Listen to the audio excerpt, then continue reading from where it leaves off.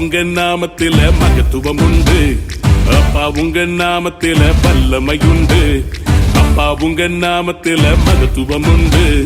அப்பா உங்க நாமத்தில வல்லமையுண்டு.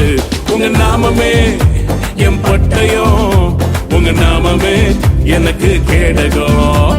உங்க நாமமே என் பட்டயம், உங்க நாமமே எனக்கு கேடகம். உங்க நாமத்தில் விடுதலை நிச்சயம், உங்க நாமத்தில் வெற்றி நிச்சயம். உங்க நாமத்தில் விடுதலை நிச்சயம், உங்க நாமத்தில் வெற்றி நிச்சயம். Yeshua Masiha Masiha, Yeshua Masiha Masiha, Yeshua Masiha Masiha, Yeshua Masiha Masiha.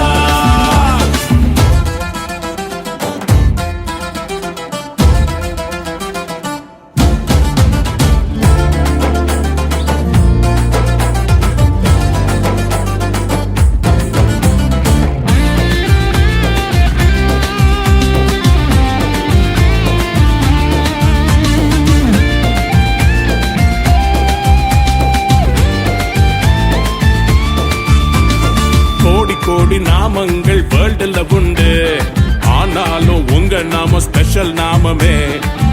கோடி நாமங்கள் வேர்ல்டுல உண்டு, ஆனாலும் உங்க நாம ஸ்பெஷல் நாமமே.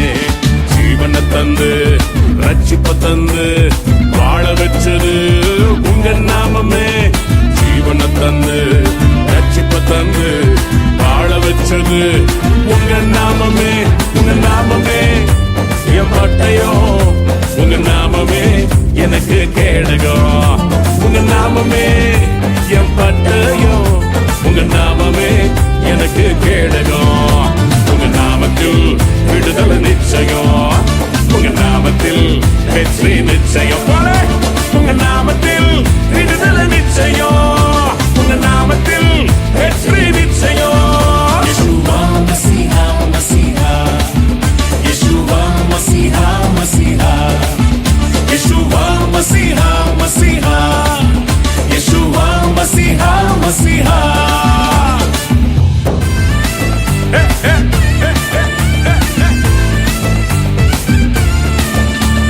பராக்கிரமசாலிகள் மேல் ஆளுகை தந்து பலவானை வீட்டியது உங்க நாமமே.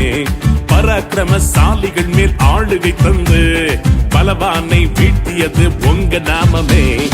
எனிமிஸ் முன்பு பந்திய ஒன்ற ஆயத்தம் பண்ணும் உங்க நாமமே. எனிமிஸ் முன்பு பந்திய ஒன்ற ஆயத்தம் பண்ணும் உங்க நாமமே. நாமமே என் பட்டயம், உங்க நாமமே எனக்கு கேடகம். உங்க நாமமே என் பட்டயம், உங்க நாமமே எனக்கு கேடகம்.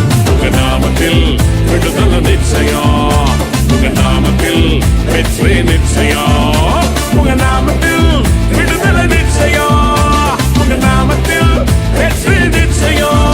Yeshua Masiha Masiha, Yeshua Masiha Masiha, Yeshua Masiha Masiha, Yeshua Masiha Masiha. உங்க நாம சொல்ல சொல்ல பேய்கள் ஓடுது, அறிக்கையிட்டு பாட பாட பவர் பெருகுது. உங்க நாம சொல்ல சொல்ல பேய்கள் ஓடுது, அறிக்கையிட்டு பாட பாட பவர் பெருகுது. சிங்கத்தின் மேலோ பாம்பின் மேலோ நடக்க செய்தது உங்க நாமமே. லயன்ஸ் மேலோ ஸ்னேக்ஸ் மேலோ நடக்க செய்தது உங்க நாமமே. உங்க நாமமே என் பட்டயம், உங்க நாமமே எனக்கு கேடகம்.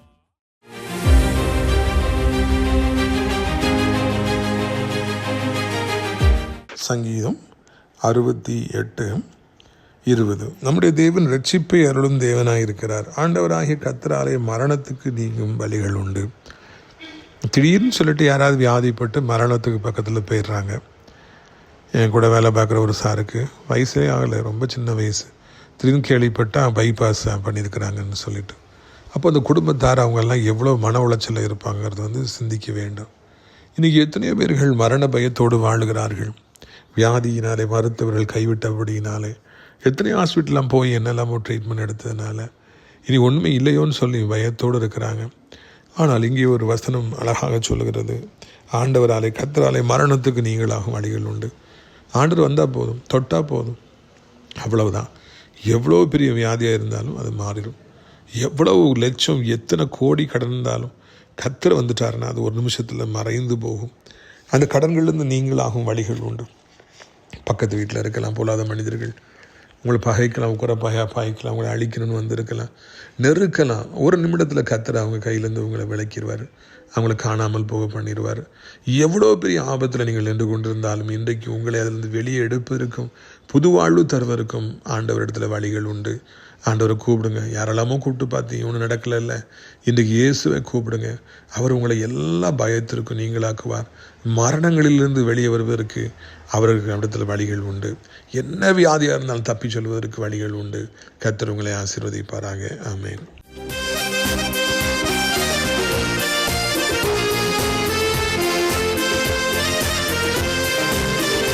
உன்னை அதிசயம் காண செய்வே, நீ அற்புதம் கண்டிடுவா.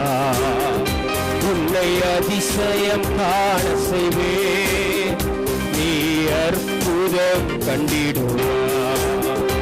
என்று வாக்களித்தார் தேவன், இன்று நிறைவேற்ற வந்துவிட்டார். என்று வாக்களித்தார் தேவன், இன்று நிறைவேற்ற வந்துவிட்டார். உன்னை அதிசயம் காண செய்வே, நீ அற்புதம் கண்டிடுவார். உன்னை அதிசயம் காண செய்வே, நீ அற்புதம். வழி திறக்கும் அதிசயம் நடந்திடுவே, செங்கடலும் பிளந்தே மாறிடுவே. வழி திறக்கும் அதிசயம் நடந்திடுவே, செங்கடலும் பிளந்தே மாறிடுவே. தடைகளெல்லாம் தகர்ந்தே போகுமே, இடர்களெல்லாம் இன்றே மறைந்திடுமே.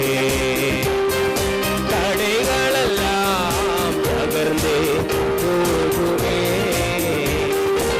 இடர்களெல்லாம் இன்றே மறைந்திடுமே.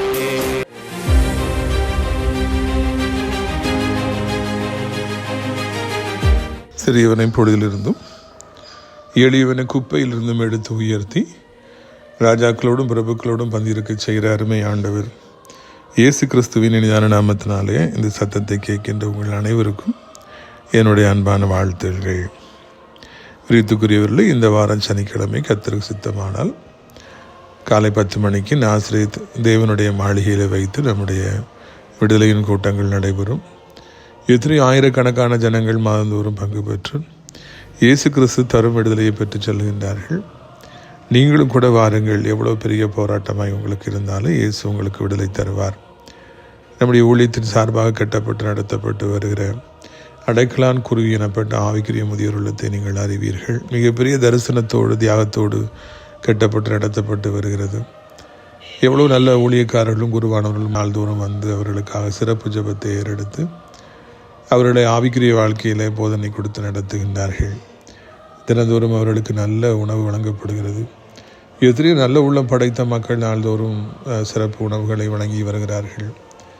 அவர்களை கர்த்தர் ஆசீர்வதிப்பாராக என்று நான் வாழ்த்துகிறேன். பிரியத்துக்குரியவர்களே, ஏராளமான இடங்கள் உண்டு. யார் இந்த ஆவிக்குரிய முதியோரிடத்தில் சேர விரும்பினாலும் நீங்கள் என்னை தொடர்பு கொள்ளலாம். இந்த நாட்களிலே உங்களுக்காக நாங்கள் தினந்தோறும் ஜெபிக்கிறோம். நீங்களும் இந்த ஊழியத்திற்காக தினந்தோறும் ஒரு 2 நிமிடமாவது ஜெபிக்க வேண்டும் என்று உங்களை அன்போடு நான் கேட்டுக்கொள்கிறேன். ஏசாயா 37வது அதிகாரம் 36வது வசனம். அப்பொழுது கர்த்தருடைய தூதன் புறப்பட்டு அஸ்ரீரின் பாளையத்தில் 185,000 பேரை சங்கரித்தான். பார்த்தீங்களா, ஆண்டவர்கிட்ட முறையிடுறாங்க எசேக்கியா ராஜா, ஏசாயா தீர்க்கன் மற்றும் அனைத்து தேவனுடைய பிள்ளைகளும் முறையிடுகின்றார்கள். இப்படியாக எங்களுக்கு பிரச்சனை, போராட்டம், சனகரிப்பு இப்படியாக எங்களை முற்றுகையிட்டிருக்கிறான். லட்சக்கணக்கான வீரர்கள் சூழ்ந்திருக்கிறாங்க. அது மாத்திரமல்ல, அவங்க ரொம்ப கேவலமாக பேசுகிறாங்க, இஸ்ரவேல் நிந்திக்கிறாங்க, கடவுளை நிந்திக்கிறாங்க என்று அவர்கள் கண்ணீரோடு கூட மன்றாடுகிறார்கள். இஸ்ரவேல் மிகவும் பலகீனமான ஒரு பொசிஷனில் இருக்குது. அசிரியர்களும் மிகவும் வலிமையானவர்களாக ஏராளமான நாட்டை வென்று அங்கே மிகப்பெரிய வெற்றியை பெற்று மிகப்பெரிய ஆர்ப்பரிப்போடு ஆரவாரத்தோடு வந்து இந்த யூதாவை நாங்கள் சங்கரிப்போம், எருசலேமையும் சங்கரிப்போம் என்று அவர்கள் சொல்லுகிறார்கள். இந்த நேரத்தில் தான் அங்கே ஆண்டவர் செயல்பட்டார் என்று நாம் காண்கின்றோம். எப்பொழுது நீங்கள் மிகவும் பலகீனமாகி போய்விட்டீர்களோ, எப்பொழுது நீங்கள் அற்பமாக எண்ணப்பட்டு விட்டீர்களோ, எப்பொழுது எதிரிகள் பலத்து விட்டார்களோ, எப்பொழுது வியாதி மிகவும் பலத்து போய்விட்டதோ, எப்பொழுது இந்த உலகத்து மக்களெல்லாம் உங்களுக்கு விரோதமாய் ஒன்று கூடி யுத்தம் செய்கின்றார்களோ, அப்பொழுது ஆண்டவர் உங்களுக்காக செயல்படுகின்ற நேரம் வந்துவிட்டது என்பதை இந்த சம்பவம் உங்களுக்கு நினைவூட்டுகின்றது. ஒரு காலத்தில் நிறைய பலமாக இருந்திருப்பீங்க, நிறைய வருமானம் இருந்திருக்கும், உடம்புல நல்ல ஸ்ட்ரென்த் இருந்திருக்கும், நிறைய நண்பர்கள் இருந்திருப்பாங்க, சமுதாயத்தில் மரியாதை இருந்திருக்கும். அப்போல்லாம் நீங்கள் போராடி பார்க்கும் பொழுது ஆண்டவராலே உங்களுக்கு உதவி செய்ய முடியாது. எல்லாவற்றையும் இழந்து போய் நிற்கிற நேரத்தில், இந்த உலகம் உங்கள் கதை முடிந்து விட்டது என்று சொல்லி நினைக்கின்ற நேரத்தில், நீங்களே ஒருவேளை என் வாழ்க்கை முடிந்து விட்டதோ என்று அங்கலாய்த்து கொண்டிருக்கிற நேரத்தில் தான் ஆண்டவர் செயல்படுவார். அப்பொழுது தான் அவருடைய நாமத்திற்கு அங்கே அதிகமான மகிமை உண்டாகும் என்று சொல்லி நாம் அறிந்து கொள்ள வேண்டும். ஊழியத்தை ஆரம்பித்த புதியதற்கும் இப்பொழுதும் நிறைய வித்தியாசம் இருக்குது. இப்போ ஆண்டவர் ஓரளவு எஸ்டாப்ளிஷ் பண்ணியிருக்கிறார். இப்போ ஓரளவு ஆண்டவர் எளிதில் நடத்துகிறார். ஆனால் ஆரம்ப காலத்தில் ஒவ்வொரு அடி எடுத்து வைக்கும்பொழுது வானத்தை பார்க்க வேண்டும். ஒரு ஆதரவும் கிடையாது. ஒருவரும் ஊழியத்தை ஆரம்பித்த பொழுது உற்சாகப்படுத்தவில்லை. ஒருவரும் நீ பண்ணுப்பா ரொம்ப சந்தோஷம் அப்படின்னு சொல்லி சொல்லவே இல்லை. எப்படி காலை வாரி விடுவது என்று தான் பார்த்தார்கள். எப்படி கேவலமாக பேசுறது அப்படி தான் சொல்லி பார்த்தாங்க. ரொம்பவும் முட்டுக்கட்டைகளை போட்டார்கள். எப்படியாவது இவனை ஊழியத்தை விட்டு ஒழித்துடணும்னு சொல்லி நினைச்சாங்க. அப்பொழுதுதான் ஆண்டவர் எனக்காக அதிகமாக செயல்பட்டார். அப்பொழுதுதான் ஆண்டவர் வைராக்கியமாக செயல்பட்டார். ஊழியத்துக்கான வாசல்களை அதிசயமாக திறந்தார். ஊழியம் செய்ய விட மாட்டோன்னு சொன்னவங்கெல்லாம் காணாமல் போனாங்க. அப்படி கண்ணு முன்னால் ஆண்டவர் அந்த ஊழியத்தை வளர்த்து மேலாக கொண்டு வந்தார். பார்த்தீங்களா, ஒன்றுமே இல்லாதிருந்த நேரத்தில் தான் கர்த்தர் அதிக வல்லமையாக செயல்பட்டதை என்னுடைய சொந்த வாழ்க்கையிலே நான் உணர்ந்திருக்கிறேன். எதுக்காக ஆண்டவர் இதை பற்றி உங்களுக்கு மறுபடியும் பேசுகிறாரு, ரிப்பீட்டடாக பேசுகிறாருன்னா, இன்றைக்கி நீங்களும் கூட ஒருவேளை ஒன்றுமே இல்லாத ஒரு நிலைமையில் இருக்கலாம். ஒன்றுமே இல்லாமல் இருக்கிற நேரத்தில் தான் மிகப்பெரிய யுத்தங்கள், மிகப்பெரிய வேதனைகள் எல்லாம் வருகிறது. நேற்று தினத்தில் நான் ஹவுஸ் விசிட்டுக்காக நான் போயிருந்தேன். அப்போது ஒரு அக்கா நம்ம ஊழியத்தில் தீவிரமாக இருப்பாங்க, அவங்க வீட்டுக்கு என்னை அழைச்சிருந்தாங்க. நான் போயிருந்தேன். ரொம்ப வருஷம் அவங்க சொன்னாங்க, 12 வருஷத்துக்கு முன்னால் வந்தீங்க பாஸ்டர் எங்கள் வீட்டுக்கு ஹவுஸ் விசிட்டுக்கு, அதுக்கப்புறம் இன்றைக்கி தான் வாரீங்கன்னு சொன்னாங்க. அவங்களுக்கு ஒரே சந்தோஷம். நான் போனால் ஒரு சின்ன முடுக்கு வழியாக 2 வீட்டை கடந்து போன பிறகு தான் பின்னால் தான் அவங்க வீடு இருந்தது. அந்த தெருவில் எல்லாம் மாட மாளிகைகளாக இருக்கின்றது. எல்லாம் பெரிய வீடாக இருக்கிறது. பெரிய பணக்காரர்கள் கூடியிருக்கிறாங்க. எல்லா வீடுமே ஒரு 20 சென்ட் அந்த மாதிரி பெரிய அளவில் தான் கட்டியிருக்காங்க. இவங்க வீடு மட்டும் சின்ன இடம் 3 சென்ட். அதுலேயும் வீடு ரொம்ப பரிதாபமாக இருக்கிறது. வாசலில் ஹாலோ பிளாக் அடுக்கியிருக்காங்க. நான் சொன்னேன், அக்கா பல வருஷம் இப்படி அடுக்கி வச்சுருக்கீங்க, பாம்பு வந்து கூடியிருக்கும் அப்படின்னு சொன்னேன். அதுக்கு அக்கா சொன்னாங்க, வீடை கட்டணும்னு நினச்சோம், பேங்க்லேயே ஸ்டே எடுத்தாங்க, அதனால தான் அப்படி ஆகிப்போச்சு. என்ன என்று கேட்டால், அந்த தெரு முழுவதும் அவருடைய கணவருடைய அப்பாவுக்கு தான் சொந்தம். அந்த தெரு முழுவதும் எக்கச்சக்கமான இடம் இருக்குது. அவருடைய அப்பா காலத்துக்கு பிறகு அந்த சொத்துக்கள் இவருடைய கணவருக்கும் தம்பிக்கும் வந்தது. உயிரோடு இருந்த வரைக்கும் 2 பேரும் ஷேர் பண்ணிகிட்டு இருந்தாங்க. இவருடைய கணவர் இறந்த மாத்திரத்தில் இவருடைய தம்பி எல்லா சொத்துக்களையும் தனக்காக எடுத்துக்கொண்டார். இப்பொழுது இவர்களுக்கு வெறும் 3 சென்ட் மாத்திரம்தான் இருக்குது. அதையும் எப்படியாவது இவர்களை தள்ளி விட்டுருன்னு சொல்லி அவர் போராடுறார். ஒன்றுமே இல்லாமல் போயிடுச்சு. சொந்த சகோதரன் தான். ஆனால் பார்த்தீங்களா, வாழ விட மாட்டேங்கிறார். எல்லாத்தையும் எடுத்துக்கொண்டு பேராசைப்பட்டு இப்பொழுது அது போதாது என்று சொல்லி இவர்களையும் அந்த 3 சென்டிலிருந்து எப்படியாவது துரத்தி விட வேண்டும் என்று சொல்லி அவர் போராடுகிறார். எல்லா டாக்குமெண்ட்டையும் அவர் பேரில் தானே எழுதி கொண்டார். இப்படிலாம் அந்த உலகத்தில் இருக்காங்க. பார்த்தீங்களா, ஒன்றுமே இல்லாமல் போயிட்டாங்க. இந்த அக்கா அவன் அப்பா காலத்தில், அவருடைய கணவர் காலத்தில், அவன் கணவருடைய அப்பா காலத்தில் தெருவே அவங்களுக்கு சொந்தமாக இருந்தது. இப்போது அந்த தெருவில் ஒரு மூலையில் அவங்க வீடு மாத்திரம் தான் அவ்வளோ அசிங்கமாக இருக்குது. மிச்சம் எல்லா வீடும் மாட மாளிகைகளாக இருக்கின்றன. அப்பொழுது நான் சொன்னேன், அக்கா இதுதான் கர்த்தர் உங்களுக்காக செயல்படுற சரியான ஒரு நேரம். இப்படி வாழ்க்கையில் எல்லாரும் நம்மை வஞ்சிக்கிற பொழுது, நம்மை தள்ளி விடுகிற பொழுது, எதிரிகள் பலத்து போகிற பொழுது, வியாதிகள் பலத்து போகிற பொழுது கர்த்தர் நமக்காக அவர் யுத்தம் செய்யும்படியாக எழுந்தருளுகிறார். இதை முதல்ல பார்க்குறோம். ரெண்டாவதாக ஆண்டவர் எப்படி யுத்தம் செய்கிறாருன்னு பார்த்தீங்கன்னா, அவர் தன்னுடைய தூதனை அனுப்புகிறார். அந்த தூதன் வானத்திலிருந்து இறங்கி வருகிறார். அவனுடைய கட்டளைக்கு கீழ்ப்படிந்து ஆண்டவர் சொல்கிறது செய்கிறதுக்கு தான் தூதர்கள் இருக்காங்க. மனுஷங்க அப்படியா இருக்காங்க? மனுஷங்க தான் சொல்கிறத கடவுள் கேட்கணும்னு நினைக்கிறாங்க. நமக்கு முன்னாலே தூதர்கள் ஆண்டவர் படைச்சார். அவங்க ஆண்டவர் சொல்கிறத கேட்டுக்கிட்டு கீழ்ப்படிஞ்சிட்டு இருக்காங்க. ஆனால் மனுஷர்களாகிய அவருடைய சாயலில் உருவாக்கப்பட்டவர்கள் அவர் கண்டுக்கிறதே கிடையாது. ஆண்டவர் கண்டுக்கிறதே கிடையாது. சொன்னாலும் கீழ்ப்படுகிறது கிடையாது. சிலருக்கு ஆண்டவரை நான் சொல்கிறேன் நீங்கள் கேளும், அங்கே வரும் இங்கே வரும்னு சொல்லி சொல்கிறாங்க. இது செய்யுங்க அதை செய்யுங்கன்னு சொல்லிட்டு ஆண்டவர் சொல்படி கேட்கணும் இன்றைக்கி யாரும் ரெடியாக இல்லை. அது ஒரு வேதனையான காரியமாக இருக்கிறது. அது போகட்டும். இங்கே ஆண்டவருடைய தூதனுடைய கட்டளைக்கு கீழ்ப்படிந்து வருகிறார். வந்தால் பாருங்கள், அங்கே லட்சக்கணக்கான அசீரிய வீரர்கள் படுத்து கிடக்கிறாங்க. எத்தனையோ யுத்தங்களை கண்டவங்க, பெரிய பலசாலிங்க. ஆனால் ஆண்டவருக்கு முன்னால் அவைகள் ஏமாத்திரம், அவர்கள் ஏமாத்திரம், அவருடைய வல்லமை ஏமாத்திரம், அவருடைய வீரம் ஏமாத்திரம், அவருடைய குதிரைகள் ஏமாத்திரம், அவருடைய படைக்கலன்கள் ஏமாத்திரம், ஒன்றும் கிடையாது. அந்த தூதன் இறங்கி வராருன்னு ஒரே நைட்டில் வந்தவர் ஒரு பட்டயத்தை எடுத்து வெட்டுறார்.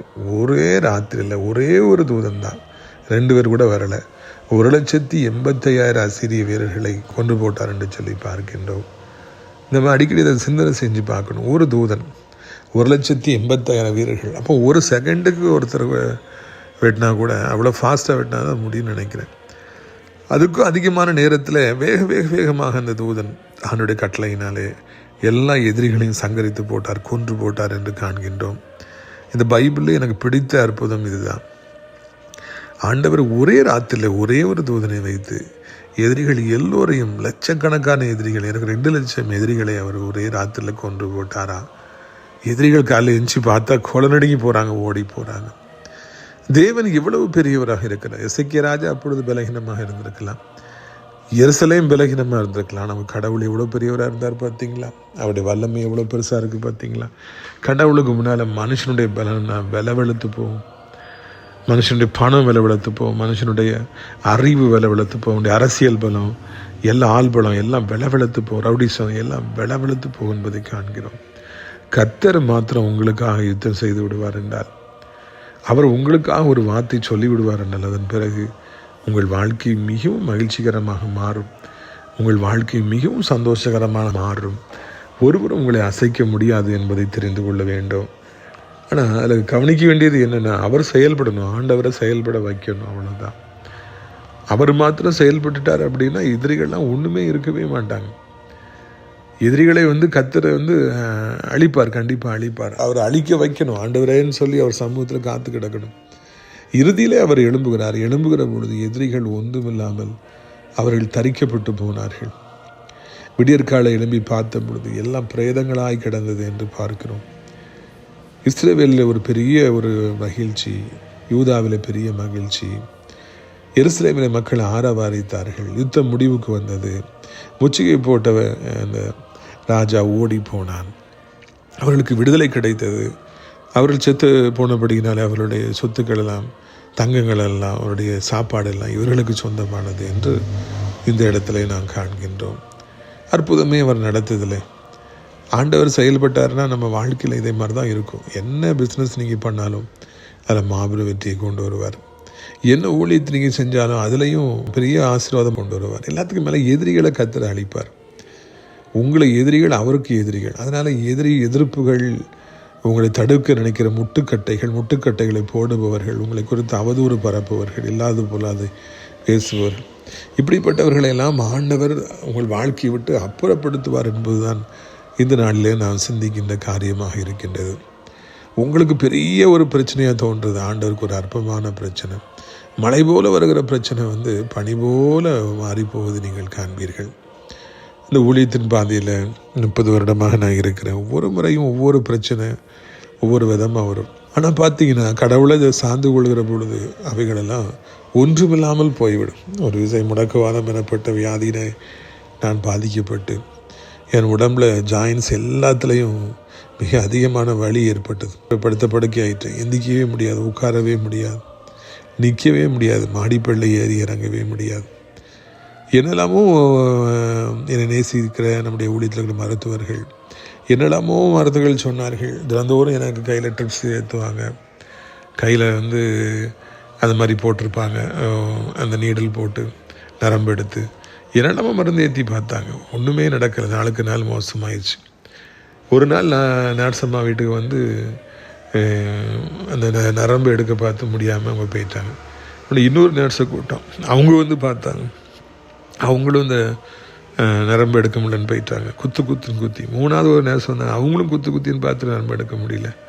நான் சொன்னேன், இனி யாரும் எனக்கு இந்த ட்ரீட்மெண்ட் கொடுக்க வேண்டாம், நான் பார்த்துக்கிறேன். அது வரைக்கும் எத்தனையோ ஹாஸ்பிட்டல் போகணும், எத்தனையோ மருந்து ஏற்றி பார்த்தாங்க. இந்த மருந்து எனக்கு வேண்டாம் அப்படின்னு சொல்லிட்டு நான் விடாப்பிடியாக சரீரம் உடைந்து போய் நொறுங்கி போய் கிடந்திருந்த அந்த நேரத்தில் நான் அப்படியே படுத்துக்கொண்டே ஜெபிப்பேன். ஒரு நாளைக்கு 4 மணி நேரம் வாய் திறந்து ஜெபிப்பேன். கரெக்டாக டைம் வச்சுக்குவேன். 11 நைட்டு 12, காலையில் 9லேருந்து 10, பிறகு ஒரு மத்தியானம், அப்படி 4 மணி நேரம் நான் இடைவிடாது ஜெபித்தேன். ஆண்டவரை என்னை இந்த இக்கட்டிலேருந்து என்னை எப்படியாவது வெளியே கொண்டு வரும், இந்த வியாதியினை முடக்கும்படியாக நான் ஊழியம் செய்யக்கூடாது என்று சொல்லி வந்திருக்கிறது. ஆனால் உமக்கு இது மாத்திரம் நான் இடைவிடாது நான் அடம்பிடித்து ஜெபித்தேன். பாருங்கள், ஒரு 2-3 நாட்களுக்குள்ளாக அந்த வியாதி அப்படியே என்னை விட்டு நீங்க ஆரம்பித்தது. இன்றைக்கு அந்த வியாதி என்னை விட்டு முழுமையாக நீங்கிவிட்டது. இதோ நான் உங்களுக்கு கர்த்தருடைய வார்த்தையை பிரசங்கித்து கொண்டிருக்கின்றேன். கர்த்தருக்கு ஸ்தோத்திரம். அந்த வியாதி வந்துச்சுன்னா அது எந்திக்கவே முடியாது, அவ்வளோதான். அந்த முடக்குவாதம், வாழ்க்கை முடிந்து விட்டது என்று சொல்லி நினைக்கின்ற அளவிற்கு அங்கே ஒரு பயங்கரமான ஒரு சூழ்நிலை இருந்தது. அந்த வியாதி பயங்கரமான வியாதியாக எனக்கு தோற்றமளித்தது. எந்த டாக்டராலும் ஹெல்ப் பண்ண முடியல, எவ்வளோ என்ன நேசிக்கிறவங்களால எனக்கு ஹெல்ப் பண்ண முடியல. எந்திக்கவே முடியாத அளவுக்கு ஒரு பலகீனம். பாருங்கள், தேவனோ அவரை நோக்கி பார்த்த பொழுது எனக்கு இறங்கினார், என்னை வியாதி படுக்கையை மாற்றினார். ஒரு டம்ளரை கூட தூக்க முடியாமல் இருந்தேன். ஆனால் இன்றைக்கி ஆண்டு இவ்வளோ பலன் கொடுத்துருக்கிறார். பிரியத்துக்குரியவர்களே, இந்த அருமையான நாளிலும் கூட உங்களோடு நான் பேசுவதில் சந்தோஷப்படுறேன். என்னைக்கு நம்முடைய வாழ்க்கையில் நம்மளால் ஒன்றுமே செய்ய முடியாது, நம்முடைய பலத்தினால் ஒன்றுமே செய்ய முடியாது நமக்கு தோணுதோ, என்னைக்கு எதிரி மிகவும் அதிகமாக பலத்தோடு நம்மோடு போராடுகிறானோ, வியாதி அதிக உக்கரத்தோடு நம்மையோ நமக்கு பிரியமானவர்களை தாக்குகின்றதோ, என்றைக்கு எல்லா பக்கமும் ஃபைனான்ஸில் நம்ம நெருக்கப்படுறோமோ, நம்ம ட்ரை பண்ண எல்லாம் எப்போ ஃபெயிலியர் ஆகி வருமானமே கிடையாதுங்கிற ஒரு நிலைமை வருதோ, என்ன செய்வேனே தெரியலங்கிற அளவுக்கு ஒரு நெருக்கம் வருகிறதோ, அன்றைக்கு அப்பொழுது நீங்கள் ஆண்டவரை நோக்கி பாருங்கள், அடம்பிடித்து ஜெபம்னுங்க. நான் சொன்னேன்ல, அந்த முடக்குவாதத்துலேயும் நான் 4 மணி நேரம் ஜெபித்தேன். ஒரு நாளைக்கு அடம்பிடித்து ஜெபித்தேன். ஜெபிக்கலனா விடுதலை கிடைத்திருக்காது. கேளுங்கள் கொடுக்கப்படும், போராடி கேளுங்கள் கண்டிப்பாக கொடுக்கப்படும். ஒரு தூதனுக்கு 1,85,000 பேர்களை ஒரே ராத்திரில் அழிக்க முடிய வல்லமை ஆண்டு கொடுப்பார் என்றால், உங்களுடைய வாழ்க்கையில் ஒரே இரவிலே உங்களுக்கு விரோதமாக இருக்கிற எல்லா கிருமிகளையும் அழிப்பார். வியாதி கிருமிகளையும், நோய் தொற்று கிருமிகளையும் அழிப்பார். எல்லா கடன் பாரங்களையும், எத்தனை கோடி ரூபாய் இருந்தாலும் ஒரே இரவிலே அவர் அழித்து போடுவார். அது மாத்திரமல்ல, உங்களுக்கு என்ன அற்புதம் தேவையோ அதை நிச்சயமாய் செய்வார். போராடி ஜெபித்தால் நிச்சயமாக எதை வேண்டுமென்றாலும் ஆண்டுடைய கரத்திலிருந்து பெற்றுக்கொள்ளலாம். எவ்வளவு கீழே விழுந்து போயிருந்தாலும் நீங்கள் மறுபடியும் எழும்பி நிற்கலாம். ஆண்டவருக்கு உதவி செய்ய மிகவும் ஆசை உண்டு, விருப்பம் உண்டு. சாத்தானும் இரவும் பகலும் உங்களை குற்றம் சுமத்துபவனாக இருக்கிறபடினாலே, இவனுக்கு இதை நீங்கள் செய்யக்கூடாது, இவளுக்கு இந்த சுகத்தை கொடுக்கக்கூடாது, இந்த வீட்டுக்குள்ள இந்த ஆசீர்வாதம் வரக்கூடாது, அவன் மறுபடியும் எழும்பக்கூடாது என்று இடைவிடாது ஆண்டோட்ட போயிட்டு அவன் வாக்குவாதம் பண்ணுகிறவனாக இருக்கின்றான். அப்பொழுது நீங்கள் இடைவிடாது ஜெபிப்பீர்கள் என்றால் அவன் ஓடி போவான். அவன் குற்றம் சுமத்துவதற்கு எந்த முகாந்திரமும் இருக்கவே இருக்காது. இந்த உலகத்திலே பெரிய விஐபி அதிகமாய் போராடி ஜெபிப்பவர்கள் தான். மினிஸ்டர்ஸ் கிடையாது, பெரிய பெரிய ஆட்கள்லாம் கிடையாது. இப்போ யார் இடைவிடாது போராடி ஜெபிக்கிறார்களோ அவர்கள் தான் முக்கியமானவர்கள். அவர்கள் என்ன கேட்டாலும் அதை ஆண்டவர் அவர்களுக்கு கொடுப்பார், அவர்களை ஆசீர்வதிப்பார். மிகவும் கலக்கத்தோடு நெருக்கத்தோடு மிகவும் பலகீனத்தின் மத்தியில் இந்த செய்தியை நீங்கள் கேட்டுக்கிட்டு இருக்கீங்களா? பயப்படாதீங்க. எதுவாக இருந்தாலும் ஆண்டவராலே மாற்ற முடியும். உங்களுக்கு உதவி செய்ய கர்த்தராலே கூடும். உங்கள் கண்ணீரை துடைக்க ஆண்டவராலே ஒரு நிமிடத்தில் வாழ்க்கையை தலைகீழாய் புரட்டி போட முடியும். ஒரு நிமிஷத்தில் எத்தனையோ வருட கடன்களை, எத்தனையோ வருட வியாதிகளை, எதிரிகளை, கோர்ட்டு கேஸ் வழக்குகளை அழிக்க முடியும். அப்படிப்பட்ட ஆண்டவரை நோக்கி பார்ப்போமா? உங்களுக்காகவும் ஆண்டவர் தூதனை அனுப்புவார். உங்களுடைய வாழ்க்கையிலும் பெரிய காரியங்களை கர்த்தர் செய்வார். உங்களுக்காக நான் ஒரு நிமிடம் ஜெபிக்க விரும்புகிறேன். கண்களை மூடுவீர்களா? நாம் ஜெபிக்கலாமா? அப்பா பிதாவே, இந்த நாளுக்காக நன்றி செலுத்துகிறோம். நிர்வாணத்தையும் பூமியும் படைத்த ஆண்டவராக இருக்கின்றீர். சர்வமும் உம்மாலே உண்டாயிருக்கின்றது. நீர் சொல்லாகும், நீர் கட்டளையிட நிற்கும். எசேக்கியா ராஜா கதறிய பொழுது, யூத மக்கள் கதறிய பொழுது, ஆண்டவரே நீர் ஒரே ஒரு தூதனை அனுப்பி 1,85,000 அசிரிய ஜாம்பவான்களை, பலவான்களை, சௌரியவான்களை வெட்டி போட்டிரையா, கொண்டு போட்டிரையா. அவர்களுக்கு இந்த யுத்தத்திலிருந்து ஒரு விடுதலை கொடுத்தீர், முற்றுகையிலிருந்து விடுதலை கொடுத்தீர். அதை போலவே ராஜா இந்த சத்தத்தை கேட்கிற பிள்ளைகள் ஒவ்வொருவருக்கும் கர்த்தாவே நீர் ஒரு அற்புதத்தை செய்யும்படியாக, ஒரு அதிசயத்தை செய்யும்படியாக கென்றி மன்றாடுகிறோம். ஏசப்பா, நீர் அதிசயங்களை செய்கிறவர், அற்புதங்களை செய்கிறவர் என்று பைபிள் எங்களுக்கு சொல்லிக் கொடுக்கிறது. இஸ்ரவேல் ஜனங்களுக்கு மாத்திரம்தான் அற்புதமா? இல்லவே இல்லை, எல்லோருக்கும் அற்புதம் உண்டு ராஜா. பழைய ஏற்பாட்டு காலத்தில் மாத்திரம்தான் அற்புதம் அதிசயம் இல்லை, புதிய ஏற்பாட்டு காலத்திலும் உண்டு ராஜா. பேதுரு மூலமாக எவ்வளவு அற்புதங்களை செய்தீர், அப்போஸ்தலனாகிய பவுல் மூலமாக நீர் எவ்வளவு அற்புதங்களை செய்தீர். இன்றைக்கும் உடைய வல்லமை குறைந்து போகவில்லை. எந்த நிலைமையில யார் இருந்தாலும் நமக்கு உதவி செய்ய முடியும். வியாதிகளை விலகுங்கள், பொல்லாத ஆவிகளை விலகுங்கள், பொல்லாத சத்துருவை நீ விலகு, அந்தகாரத்தின் வல்லமையை நீ விலகு, சாபமே நீ விலகு, வியாதியின் கூற்றை விலகு, வியாதி நோய் தொற்றை நீ விலகு. இயேசுவின் ரத்தம் ஜெயம், இயேசுவின் ரத்தம் ஜெயம், இயேசுவின் ரத்தம் ஜெயம். எல்லா பயங்களும், எல்லா கலக்கங்களும், எல்லா மனபாரங்களும் நீங்கட்டும் ஐயா. முன்னேறவே முடியல, எவ்வளவோ போராடி பார்த்துட்டேன், ஒன்றுமே நடக்கவே மாட்டேங்குது, என் பணமே இல்லை, கடன் என்ன நெருக்குது, என்ன பண்ணு எனக்கு தெரியல என்று சொல்லுகிற ஒவ்வொருவருக்கும் ராஜா இந்த நாளிலே ஒரு அற்புதம் நடக்கட்டும், ஒரு அதிசயம் நடக்கட்டும். அப்பா, உம்முடைய பிள்ளைகளுக்கு ஏனையவர்களுக்கு வித்தியாசத்தை காண்பியும். உம்முடைய நாமத்தை தொழுது கொள்ளுகிறவர்கள் வெட்கப்படவே கூடாது. இயேசுவை நம்புகிறவர்கள், ஆலயத்துக்கு செல்லுகிறவர்கள், ஆண்டவரை நாங்கள் கிறிஸ்தவர்கள் என்று சொல்லுபவர்கள், வீட்டிலையும் கார்லையும் வசனங்களை எழுதி போட்டிருக்கவங்க ஒரு காலம் வைக்கப்படக்கூடாது. அவர்களுக்கு இனியவர்களுக்கு வித்தியாசத்தை தார். எந்த நிலைமையில் இருந்தாலும் அவர்களுக்கு உடைய பிள்ளைகளுக்கு மனம் இறங்கி உதவி செய்யும். உடைய பிள்ளைகளுக்கு இனியவர்களுக்கு இந்த நாட்களில் வித்தியாசத்தை காண்பித்து கனப்படுத்த வேண்டும் என்று கெஞ்சுகிறோம். ஏசப்பா, நம்முடைய ஊழியத்தை நேசிக்கிற பிள்ளைகள், நம்முடைய நிகழ்ச்சிகளை நாள்தோறும் பார்க்கிற பிள்ளைகள், அறிமுகப்படுத்துகிற பிள்ளைகள், அடைக்கலான் குருவி முதியோர் இல்லத்துக்காக ஜபிக்கிற தாங்கிற மக்கள் ஒவ்வொருவரையும் ஆசீர்வதிங்க. அடைக்கலான் குருவி முதியோர் இல்லத்தை தங்க ஏராளமான இடங்கள் உண்டு. ஆண்டவர் தங்கமுடைய ஜனங்களை அழைத்து கொண்டு வாருங்க. கர்த்தாவே நீங்கள் மகிமைப்படுங்க. அப்பா, இந்த நாளில் சத்தத்தை கேட்ட பிள்ளைகள் ஒவ்வொருவரையும் இன்று முதற்கொண்டு நீர் ஆசீர்வதிக்க வேண்டும். நிச்சயமாய் அப்படி செய்வீர். உமக்கு சோத்திரம். எல்லா துதிகனமையும் உமக்கு செலுத்துகிறோம். இரட்சகர் இயேசுவின் மூலம் ஜபிக்கிறோம் எங்கள் நல்ல பிதாவே, ஆமென். என் ஆத்துமாவை கர்த்தரை சோத்திரி, என் முழு உள்ளமே அவருடைய பரிசுத்த நாமத்தை சோத்திரி. என் ஆத்துமாவை கர்த்தரை சோத்திரி, அவர் செய்த சகல உபகாரங்களையும் ஒருபொழுது நீ மறவாதே, ஆமென். உடைய கர்த்தராகிய இயேசு கிறிஸ்துடைய கிருபையும் பிதாவாகி தேவனுடைய அன்பும் பரிசுத்த ஆவியானவரின் ஐக்கியமில்லாத பிரசன்னம் உங்கள் அனைவரோடு இன்றைக்கு சதா காலங்களில் நிலைத்திருப்பதாக. அல்லேலூயா, அல்லேலூயா. God bless you. ஆமென்.